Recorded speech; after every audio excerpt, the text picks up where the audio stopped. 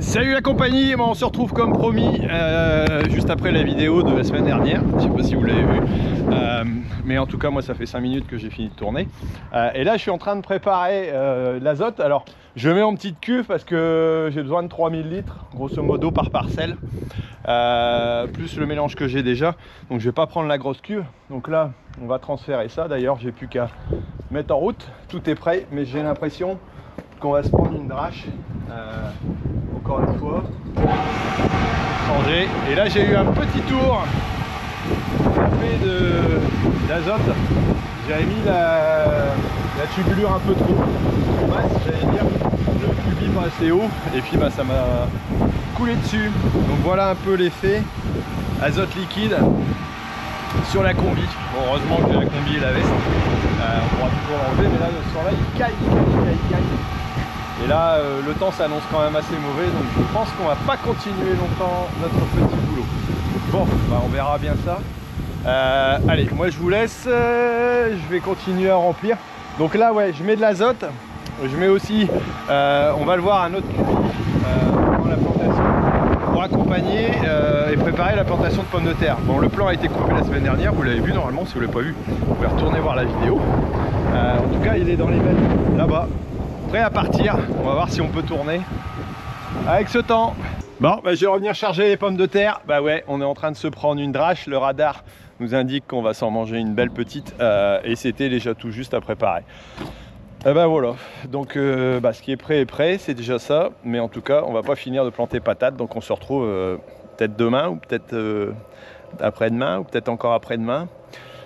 Bon, peut-être avant.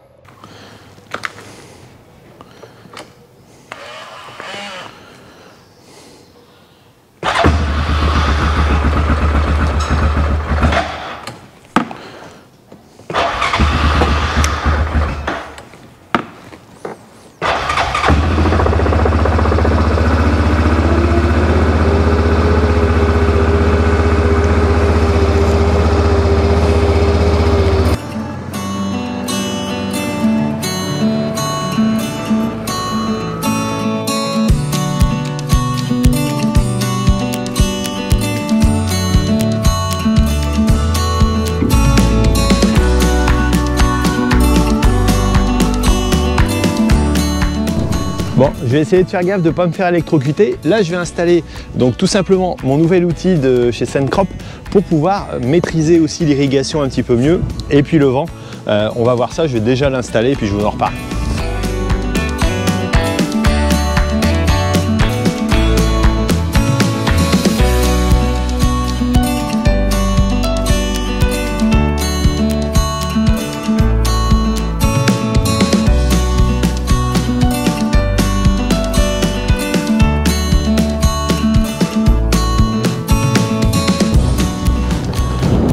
Bon, le pied est planté, donc là maintenant c'est bon, j'ai installé le petit capteur, voilà, sur lequel on va prendre la luminosité extérieure et puis on va monter le reste. Ouh merde!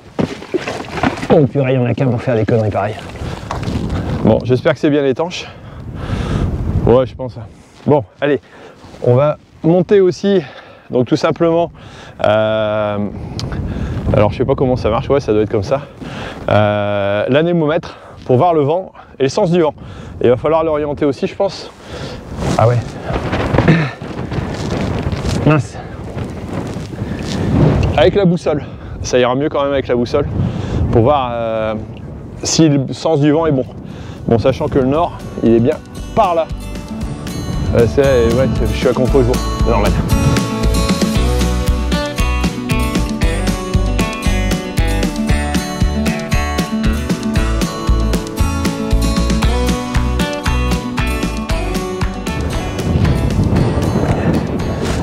Bon, j'ai retrouvé les instructions que j'avais regardées tout à l'heure. Il faut être à plus de 10 mètres des arbres. Donc là, pour là-bas, ça va. Après, pour mettre en route, je vais connecter. Et puis, on va regarder le sens pour mettre l'anémomètre. Alors, pour bien placer l'anémomètre, il faut le mettre direction nord. Voilà. Donc là, ici, on va regarder. Hein.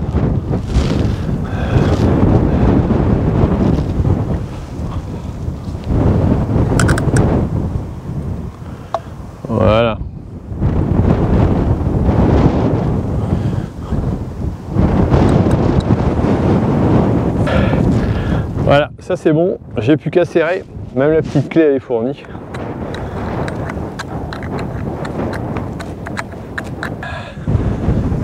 Et ben la petite boussole fournie, elle est nickel. Allez, on va dire un tout petit peu près, voilà, ça c'est bon, impeccable. Hop, je vais maintenant regarder sur la station, Sencrop, hop, alors, je vais ouvrir ma Sencrop, l'appli, ça c'est bon, je vais aller sur mon profil, aller rajouter une station, installer une station, scanner le QR code, hop, ça c'est bon. Entrez votre station, bah ça c'est quoi? C'est SolarCrop. Thierry. Hop, validé. Ajoutez cette station auquel vous souhaitez partager. Hop, allez, je partage à pleine écoute. Veuillez patienter. Ça c'est bon. Ça devrait ajouter. Allez.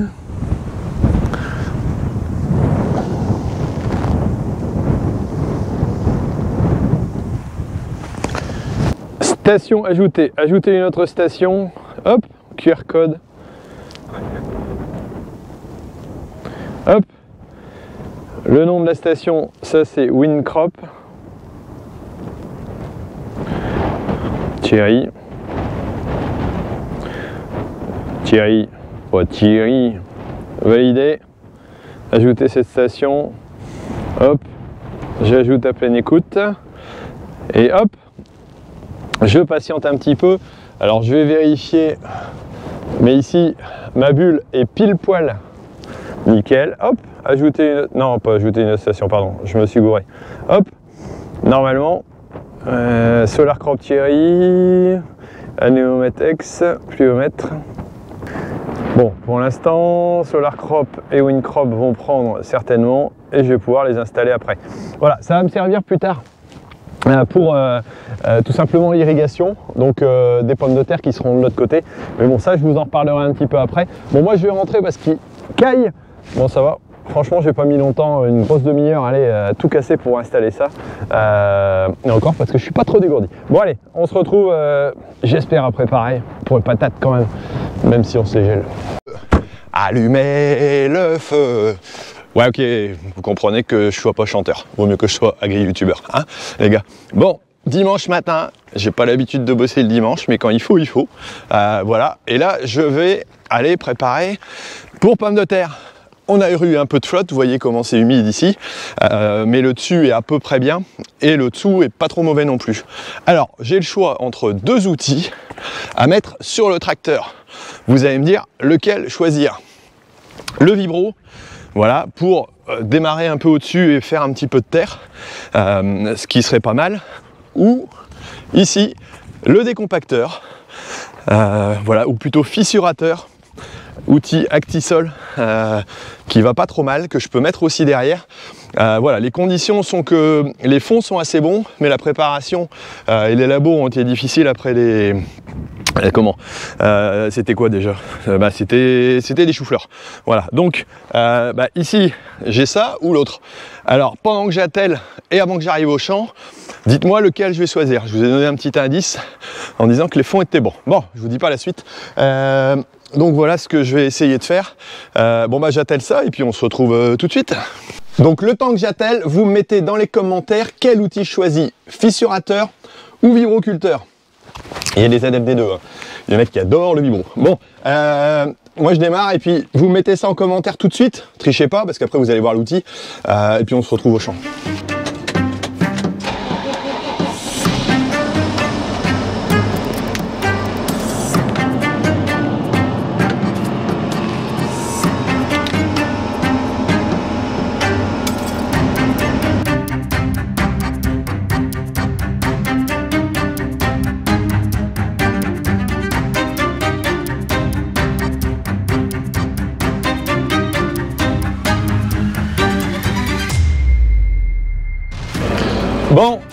j'espère que vous avez trouvé l'outil, hein, vous avez encore jusqu'au champ.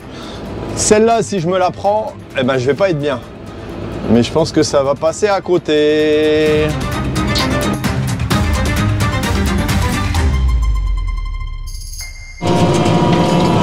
Eh ben oui, il y en a sûrement qui l'ont deviné et bravo à eux. J'ai pris le fissurateur, donc Actisol. Alors voilà, je vous avais donné comme détail que pour le choix, les fonds étaient bons. Donc cet outil-là, Adam, va permettre de redéfoncer un petit peu le sous-sol. Et d'ailleurs, je vais quand même assez profond ici, sans forcément trop ameublir le dessus. Ça ne m'intéresse pas d'ameublir trop fort. On va repasser à la fraise. On va déjà faire suffisamment de fin. Et d'ailleurs, je vais dire pour demain d'accélérer un petit peu. Voilà, et là, on a des bonnes conditions. Ça sèche un petit peu au-dessus. Ça va permettre d'aérer tout ça. Et ça va faciliter le travail de la fraise sérieusement. Voilà, alors, il y a des ronds de chardon ici. Je m'en suis occupé.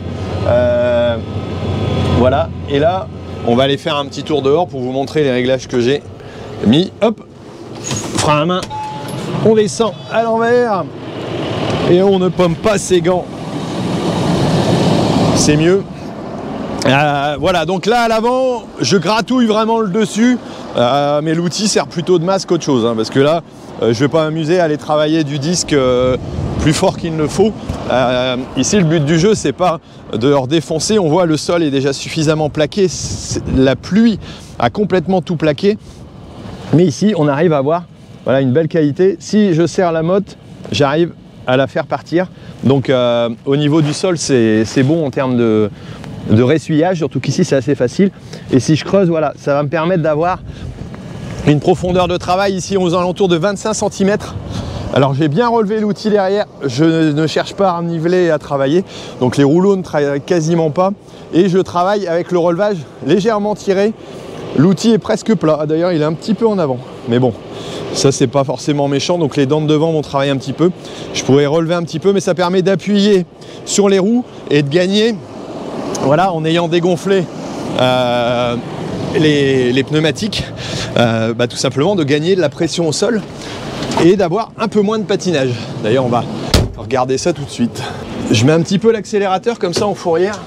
Je suis pas embêté. Là, j'ai mes traces avec le RTK. Hop, j'enclenche ma vitesse. Je suis réglé à 9 km/h. Alors, où est-ce que j'ai ça? Ici, je suis à 9 km/h, mais je monte pas, je monte aux alentours de 6-7. Voilà, l'ordinateur régule lui-même la vitesse. Et là, je suis à 18 de patinage. Voilà, et je règle ma hauteur en tenant un petit peu le relevage relevé. Ça me permet de gagner en patinage. Voilà, 18-20%, ce qui est pas mal. Entre 1600 et on va dire 1700 tours. C'est pas la peine de vouloir aller trop vite, trop fort. Et là, ça me fait du beau boulot. Bon, 9h15. Celui-là devrait être torché pas trop mal, vu qu'on a 4,5 m de largeur, 7 km/h. Alors calculez-moi un petit peu la vitesse en nombre d'hectares, étant donné que j'ai 4,50 m de large, je compte 4 mètres. Parce qu'il y a les fourrières, tout ça. 4 x 7. 28. Ben ouais, ça ferait 2,80 hectares à l'heure à peu près. Voilà, donc si je suis à 2,5, le champ fait 7,5 en 3 heures. C'est torché et ça va être un beau petit travail de fait. Et là, les conditions sont plutôt bonnes. S'il ne pleut pas là-dessus, demain, ça va être extra pour pouvoir planter. On devrait faire du beau boulot. Bon, allez, je vous reprends peut-être après. Bon, j'ai un gros nuage noir qui se pointe là-bas. J'aime pas du tout ça. Je vais aller voir un coup sur ma photo radar. Alors, ce matin, ce qui était marrant, c'est de voir voilà, les petits nuages qu'on avait là, hein, c'est sur Seine-Crop, là il est 9h30, 9h26. Par contre, j'aime pas du tout là ce qu'il m'annonce ici. Putain, on va encore se prendre une drache. Alors là, c'est quoi? Ils annoncent ça à 10h. Bon, ça va pas être grand, hein. 9h45. Allez, 5 minutes normalement de flotte. 35, 40. Alors 40, 45 on a fini, ouais, 5 minutes, allez 10 minutes de flotte. Mais ça peut m'embêter Bon, on va bien voir. Voilà, alors là ce que j'ai installé, voilà, je l'ai mis hier, il y a le Solar Crop. Donc vous avez vu la partie sur laquelle il y a un petit capteur au-dessus, j'ai mis les petits tétons pour éviter que les pigeons aillent faire caca dessus parce que là c'est embêtant. Ça va me servir bien entendu pour l'irrigation. Donc là, j'ai pu enregistrer par exemple des parcelles qui vont être plantées et je vais pouvoir aller jeter un œil régulièrement en utilisant voilà, là ici le Solar Crop, mais aussi la Soil Crop, c'est-à-dire la sonde qui va être dans le sol ou le solaire. Je choisis l'un ou l'autre et je vais essayer de faire tester les deux pour voir ce qui fonctionne le mieux au niveau de mes indications. Donc ça va déjà être quelque chose de sympa. Et si je reviens en arrière, hop, je vais revenir sur mes capteurs aussi. J'ai aussi maintenant le vent, 14 km/h, 24. Ça va me permettre aussi pour traiter et ça va servir aussi pour régler, je pense, l'histoire voilà, de régulation de l'irrigation. Je vais y arriver parce que s'il y a trop de vent, j'aurai du mal à irriguer. Voilà, donc là j'ai mes petits capteurs. Avant j'en utilisais un autre, par exemple celui d'Ex, apparemment il est HS. Donc là moi j'ai mes capteurs, j'en ai un sur Los Angeles d'ailleurs qu'il faut que je nettoie et j'en ai un sur Vermel aussi, avec les historiques et les hygrométries. Ça c'est vraiment pratique comme aide. Voilà, on n'a pas grand chose comme flotte en ce moment, mais en tout cas ça arrive. Donc voilà pour ça. Et moi j'attends un petit compagnon. Qui est-ce qui va bien pouvoir venir faire un tour avec moi? Eh ben pour finir il pleut pas. C'est normal, Mathis il est venu me rapporter le soleil. Ça va Mathis? Ouais. T'es venu refaire un petit tour avec moi en tracteur. Alors qu'est-ce que je fais là? Du fissurateur. Décompacteur. Voilà. Décompacteur. Ouais. Et qu'est-ce qu'on va mettre ici? Les pommes de terre. Bah voilà, t'écoutes bien. T'es un élève assidu. Ça c'est super. Voilà. Mathis est venu faire un petit tour avec moi. Comme ça, il va passer un petit bout de son dimanche matin. Voilà. Ça lui fait plaisir. Hein, t'aimes bien toi l'agriculture. Hein, c'est ton grand-père qui était agriculteur, non? Non? Non? C'est parce qu'il a un tracteur. Qui est-ce qui a un tracteur chez toi? Mon père, il a une collection de tracteurs. Ton grand-père, il a une collection de tracteurs. Ça, c'est bien ça. Mais il n'est pas agriculteur. Non. Il est plus où il a été, non? Il n'a pas été? Non, il aime bien les tracteurs. Ouais. Il aime bien les tracteurs, d'accord. Bon, allez, nous on fait notre petit tour avec Mathis. Voilà, si vous aussi, tiens, vous voudriez éventuellement inviter un petit jeune homme, une petite jeune fille, monter dans le tracteur pour découvrir un petit peu ce que c'est que l'agriculture, vous pouvez vous mettre aussi dans les bottes, voilà, sur l'application dans les bottes, et puis aller vous inscrire et puis proposer pourquoi pas un tour en tracteur. Et puis pouvoir communiquer avec des gens qui s'intéressent à l'agriculture. Voilà, allez, petit coup de pub pour moi, et puis nous on continue notre petite balade. Bon, de bonne heure et de bonne humeur, super content qu'il n'y ait pas plu hier soir et cette nuit. Donc on va pouvoir commencer la matinée à aller bosser. Alors là, on va voir ce qu'on attaque, mais je pense qu'on va planter patate. Magnifique lever de soleil pour cette matinée où ça pique un peu parce qu'il gèle un petit peu. Alexis et Jean-François vont partir, commencer à fraiser. Thierry va arriver pour qu'on prépare la plantation. J'ai déjà moi mis les réserves là-bas en azote. Le plan est en benne, donc il n'y a plus qu'à. Et puis ça devrait aller quoi. Bon, 7 h, on décolle. Là ce que je fais moi c'est aller conduire la benne, comme ça Thierry va venir me rechercher. La benne de plan sera arrivée au champ, les deux fraises vont tourner et puis nous on arrive avec le télescope et puis donc tout simplement la planteuse pour pouvoir aller démarrer juste derrière, normalement avec les deux fraises. Et vu que ça a été bien préparé hier, comme vous l'avez vu, ça devrait aller. Voilà, toujours un beau lever de soleil, sympa, même s'il y a des nuages par là, moins sympa. Bon c'est parti, les deux fraises sont en train de tourner, ça a l'air d'aller bien. Avec Thierry on remplit donc tout simplement la réserve d'azote, ensuite on va remettre les pommes de terre et on va démarrer cette plantation. Voilà, avec toujours un magnifique lever de soleil, c'est beau ça hein. On commence à planter, vous voyez un peu le plan qui a cicatrisé, on le voit bien là, et on voit le talc qui est dessus qui a aidé, et il n'y a pas d'humidité, donc ça c'est plutôt positif. Voilà, alors le réglage quand c'est du plan coupé, faire attention aussi à la vitesse d'avancement et qu'il n'y ait pas trop de double comme là. Et là il y a des manques. Parce que comme c'est pas un plan rond, forcément il est plus délicat. Donc là il faut vibrer, mais pas trop non plus. Pour qu'il n'y ait pas de manque et pas trop de double. Alors ça c'est un peu l'art du truc. Et là ils avancent pas mal et nous ici on fait des belles petites buttes. Ça reste un peu humide malgré tout. Mais c'est plutôt pas mal. Donc voilà, plutôt content. Ça démarre bien. Alors là on fraise à deux, ce qui est super pratique. Alors c'est vrai que grâce au RTK on peut passer d'une ligne à l'autre. Donc les tracteurs ont les mêmes lignes. Alexis ce matin a été chercher la ligne du tracteur qu'il avait commencé pour mettre ici. Et donc on a ça. Et là ici on a fait une trace. C'est pour vérifier la plantation. On a déjà eu des tours où parfois on pouvait oublier lors d'une fourrière ou quelque chose comme ça une route. Et donc là ça a été fait par contre pas sur la deuxième fraise. Donc là c'est celle de finition, j'allais dire, quelque part. Bon allez, on va remplir et préparer tout ça. 19. Ah ouais. On va regarder celui-là. C'est pas très régulier en profondeur. 17,5. 17,5, 19. Bon. Entre les deux, on n'est pas trop mal, mais c'est pas idéal.